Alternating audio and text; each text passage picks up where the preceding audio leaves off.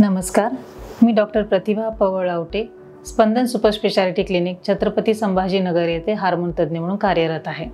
दैनंदिन जीवनामध्ये मी बऱ्याचशा मधुमेह व्यक्तींचा इलाज करते। शरीरातली साखर वाढली असेल तर काही वेळेला त्यांना इन्सुलिन द्यावे लागते, पण जेव्हा हे इन्सुलिन घेतले जाते त्याबद्दलच्या बऱ्याचशा शंका काही पेशंट्सच्या मनामध्ये असतात आणि त्यासाठीच आपण आज हा व्हिडिओ करत आहे। ठीक आहे, म्हणजे इन्सुलिन मला घ्यायचे असेल तर माझ्या घरी फ्रीज असायला हवे, त्याशिवाय मला ते इन्सुलिन स्टोअर करता येणार नाही। जेव्हा मला लग्नाला जायचं आहे, बाहेर गावी जायचं, तेव्हा मी प्रवासात ते कॅरी करू शकणार नाही कारण ते खराब होईल। किंवा इन्सुलिन घेताना बऱ्याचशा टेक्निकबद्दलच्या चुका होतात, त्याबद्दल आज आपण जाणून घेणार आहोत। इन्सुलिन नेहमी फ्रीजमध्येच ठेवायला पाहिजे का? ज्यांच्या घरी फ्रीज नाही त्यांना इन्सुलिन देता येणार नाही का आपल्याला? इन्सुलिनसाठी थंड वातावरण असणं गरजेचं आहे, म्हणजे 25 डिग्रीपेक्षा कमी टेम्परेचर। म्हणजेच हे इन्सुलिन जसे की बॉटल फॉर्ममध्ये आहे, त्याला वायल म्हणतो आपण इन्सुलिन, किंवा इन्सुलिन पेनच्या द्वारे देखील घेतले जाते। आणि हे इन्सुलिन साधारणतः 28 ते 30 दिवस रूम टेम्परेचरला नॉर्मल राहते। म्हणजे साधारणतः तुमच्या ऑफिसच्या रूममध्ये, घरामध्ये, किचनमध्ये कुठेही ते इन्सुलिन रूम टेम्परेचरला 4 आठवडे चांगले राहते, म्हणजे कंपल्सरी फ्रीजमध्ये ठेवायची गरज नाही। ज्यांच्या घरी फ्रीज असेल ते फ्रीजच्या दरवाजामध्ये हे इन्सुलिन ठेवतील, आणि फ्रीज नसेल तर जी जागा घरामध्ये थंड आहे अशा ठिकाणी ठेवू शकता। कोणी गावी राहत असेल तर माठाजवळची जागा थंड असते, त्या ठिकाणी देखील तुम्ही इन्सुलिनची बॉटल किंवा पेन ठेवले तर ते महिनाभर सुरक्षित राहतील। जर तुम्हाला ऑफिसमध्ये इन्सुलिन घेऊन जायचे किंवा तुम्ही गावी जात असेल, तुमच्या पर्समध्ये देखील हे इन्सुलिन ठेवले जाऊ शकते। प्रवासात 24 तास 48 तासाचा जरी प्रवास असेल तर रूम टेम्परेचरला हे इन्सुलिन नॉर्मल राहील। त्यामुळे प्रवास करताना देखील तुम्ही हे इन्सुलिन स्वतःबरोबर कॅरी करू शकता।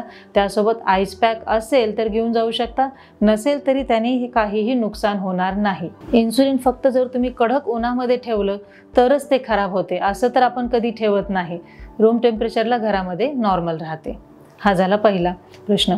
दुसरं, जेव्हा तुम्ही इन्सुलिन घेता तेव्हा इन्सुलिन घेताना तुमची निडल बरोबर आहे का हे बघणं गरजेचं आहे। जसे की हे इन्सुलिन आहे, आता यावर 40 युनिट आकडा आहे, असे असताना त्याच्यासोबत 40 युनिट आकडा असलेली सिरिंज वापरणं आवश्यक आहे। तर हे दुसऱ्या प्रकारचे इन्सुलिन आहे जे आपण वायलने घेतो, यावरती 100चा आकडा आहे, म्हणजे 100 युनिट इन्सुलिन 1 ml लिक्विडमध्ये आहे। हे इन्सुलिन वापरताना त्याच्यासोबत 100 युनिट आकडे असलेली इन्सुलिन सिरिंज वापरणं आवश्यक आहे। 100 आकडे असणारी वायल आणि 40 आकडे असणारी सिरिंज वापरली तर इन्सुलिनचा डोस चुकीचा जाईल। त्यामुळे आपले इन्सुलिन आणि सिरिंज बरोबर आहे का हे चेक करणं आवश्यक आहे। इन्सुलिन 2 प्रकारचे असतात, एक पाण्यासारखे दिसणारे इन्सुलिन आणि दुधासारखे दिसणारे इन्सुलिन। जेव्हा तुम्ही दुधासारखे दिसणारे इन्सुलिन घेता तेव्हा ते होमोजेनियस मिक्स झालेले नसते, त्यामुळे हे इन्सुलिन घेताना आधी ते हातावर रोटेट करून मग घेतले तरच डोस बरोबर जाईल। जर तुम्ही रोटेट नाही केलं तर इन्सुलिन तळाशी जाऊन बसते, वरती फक्त पाणीच असते, आणि तुम्ही रोटेट न करता ते इन्सुलिन घेतलं तर इन्सुलिनचा डोस बरोबर जाणार नाही, साखरेचे नियंत्रण होणार नाही। ठीक आहे, आता ही निडल किती दिवसांनी बदलायला पाहिजे? एक निडल साधारणतः दररोज नवी निडल घ्यायला हवी, पण कॉस्ट कमी करण्यासाठी आपण ही एक निडल 3 दिवस वापरते। 3 दिवसानंतर ही निडल टाकून देऊन नवी निडल घेणं गरजेचं आहे। त्याच्यापेक्षा जास्त दिवस ही निडल वापरण्याचा प्रयत्न केला तर त्याच्या समोरची निडल ब्लॉक होते किंवा त्यावरचे आकडे पुसट झाले असतील तर आपला डोस चुकीचा जातो। त्यामुळे साधारणतः 3 दिवसानंतर ही निडल बदलली पाहिजे। आता जेव्हा आपण इन्सुलिन पेनने घेतो तेव्हा इन्सुलिन पेन 2 प्रकारचे असतात। एक म्हणतो सिंगल यूज पेन, त्याला सोलोस्टार पेन म्हणतात। हा पेन म्हणजे आपण जसं दैनंदिन जीवनामध्ये पेन वापरतो, ह्या पेनमध्ये रिफिल संपली की तो परत आपल्याला नवीन रिफिल टाकता येत नाही, हा पेन आपल्याला टाकून द्यावा लागतो आणि नवीन पेन घ्यावा लागतो। तसंच हे सोलोस्टार पेन आहेत, एकदा त्यामधले दिलेले औषध संपले की यामध्ये नवीन रिफिल आपल्याला टाकता येत नाही। संपलं की हा पेन आपल्याला डिस्कार्ड करायचा आणि नवीन पेन घ्यायचा। दुसऱ्या प्रकारचा पेन म्हणजे रियुजेबल पेन, जसं की आपल्या दैनंदिन जीवनामध्ये असतो। ह्या पेनमध्ये रिफिल आपली वापरली संपली की आपण ही रिफिल डिस्कार्ड करतो आणि त्या ठिकाणी नवीन रिफिल घेतो। त्याच पद्धतीने इन्सुलिनचा पेन देखील असतो, त्याला आपण रियुजेबल पेन म्हणतो, जे की ह्या पद्धतीचे पेन आहेत। यामध्ये रिफिल टाकणार आणि त्यामध्ये इंजेक्शन संपलं की आपण ती रिफिल काढतो आणि त्यामध्ये दुसरी रिफिल टाकतो, जसे की ह्या पद्धतीने याला ओपन करता येते, रिफिल काढून आपल्याला नवीन रिफिल बसवता येते। ठीक आहे, आता हे करण्यामध्ये काय काय चुका होऊ शकतात? तर हा इन्सुलिनचा पेन आहे, ह्या पेनमध्ये आपण त्याची रिफिल टाकणार आहेत. याला म्हणतात इन्सुलिनची रिफिल किंवा कार्ट्रिज. हे टाकताना आपण जेव्हा पहिली रिफिल संपलेली असते तेव्हा हे प्लंजर समोर आलेला असतो. जेव्हा मला नवीन रिफिल भरलेली आहे ती इन्सर्ट करायची असेल तर आधी हा प्लंजर आपल्याला पाठीमागे घेतला पाहिजे. ठीक आहे, ह्या पद्धतीने हा प्लंजर मागे जातो. काही वेळेला प्लंजरला आपल्याला रोटेट करावं लागतं किंवा हा दुसरा पेन आहे ज्यामध्ये हा प्लंजर समोर आला असं त्याला फक्त प्रेस केलं की तो मागे जाते. तर प्लंजर मागे घेऊन मगच आपल्याला त्यामध्ये रिफिल टाकावी लागते. जसं की आता हा पेन आहे, यामध्ये मी ही इन्सुलिनची रिफिल टाकलेली आहे. आता ही रिफिल किती दिवस चालणार हा प्रश्न असतो. ह्या रिफिलमध्ये 300 युनिट इन्सुलिन आहे. जर मी सांगितलं हे इन्सुलिन तुम्हाला एका दिवसाला एकदाच घ्यायचं आहे, रात्री 10 युनिट, एक दिवसाला मी 10 युनिट घेतले आणि ह्या बॉटलमध्ये जर 300 युनिट इन्सुलिन असेल तर किती दिवस जाईल? 30 दिवस.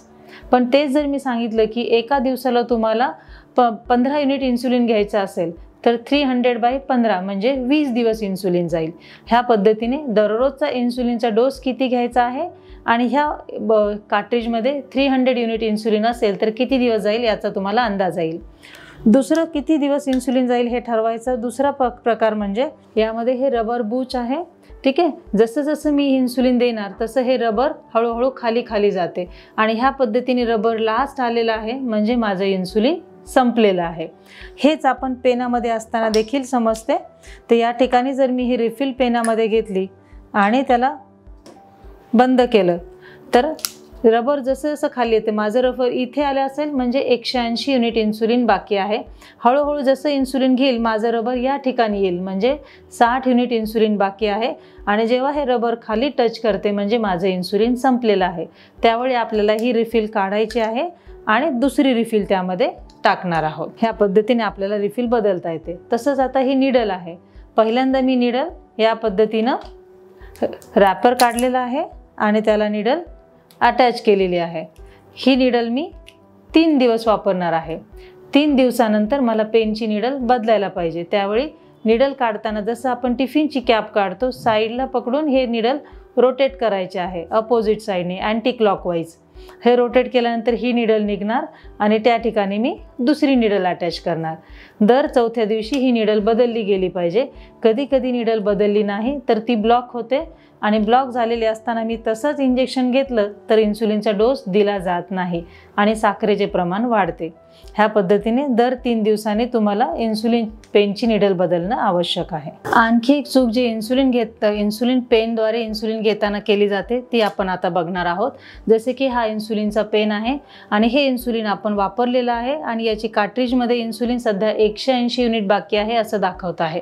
कधी कधी काही कारणास्तव पेशंट्स हे इन्सुलिन पेन बाहेर काढतात आणि फ्रीजमध्ये ठेवतात. जसं की आता हे इन्सुलिन आहे, ही कार्ट्रिज काढली आहे आणि फ्रीजमध्ये ठेवली आणि हा पेन एम्प्टी पेन असाच ठेवलेला आहे. हा एम्प्टी पेन ठेवताना हा जो प्लंजर आहे तो आत जातो आहे. ठीक आहे, आणि आत गेलेला प्लंजर असाच आपण बंद करून ठेवला. पुढच्या वेळी जेव्हा पेशंट इन्सुलिन घेतात तेव्हा हा पेन उघडणार आणि ह्या पेनमध्ये आपण ही परत राहिलेली रिफिल ठेवणार आहेत. हे रिफिल टाकल्यानंतर जर आपण बघितलं तर याचे बूच 120-180 युनिटपर्यंत आहे. मात्र प्लंजर आपल्या पाठीमागच्या साईडला आहे. जर मी हे असंच लावलं इंजेक्शन तर माझा प्लंजर ह्या रबरला जोपर्यंत पुश करत नाही तोपर्यंत पेशंटला इन्सुलिन जाणार नाही. पण हे लक्षात नाही आलं आणि ह्याच पद्धतीने मी जर निडल अटॅच केली आणि पेशंटला ठरल्याप्रमाणे 10 युनिट इन्सुलिन घ्यायचे असेल तर मी आता 10 पर्यंत रोटेट करणार आहेत आणि ह्याच पद्धतीने पेशंट इंजेक्शन घेणार, अपडाउनवरती प्रेस करणार आणि हा इंजेक्शन प्रेस केलं तर बघा इंजेक्शन येत नाही. का येत नाही? कारण माझा प्लंजर वरच्या बाजूलाच आहे, तो माझ्या रबर बूजपर्यंत जात नाही आणि ते इंजेक्शनला प्रेस नाही झालं तर इंजेक्शनची डिलिव्हरी होणार नाही. त्यामुळे मी जेव्हा काढलेली रिफिल परत पेनामध्ये टाकतो त्यावेळेला इन्सुलिनचा डोस जातो का नाही याची खात्री करायला पाहिजे. आणि प्लंजर वरच्या बाजूला असेल तर हे इन्सुलिन मी कंटिन्युअस रोटेट करणार. 10 युनिट्स रोटेट केलं कधीपर्यंत? जोपर्यंत मला इन्सुलिन दिसत नाही, इन्सुलिन ड्रॉप दिसत नाही तोपर्यंत मी प्रेस करणार. ठीक आहे, प्रेस करायचं आहे. ओके, रोटेट इन्सुलिन डोस आणि प्रेस इट. कधीपर्यंत? जोपर्यंत हा मला प्लंजर खालच्या बाजूने येताना दिसत नाही तोपर्यंत. या ठिकाणी तुम्हाला प्लंजर हळूहळू खाली येत आहे असं दिसेल. आता हा प्लंजर आपल्या रबरपर्यंत पोहोचतो आहे.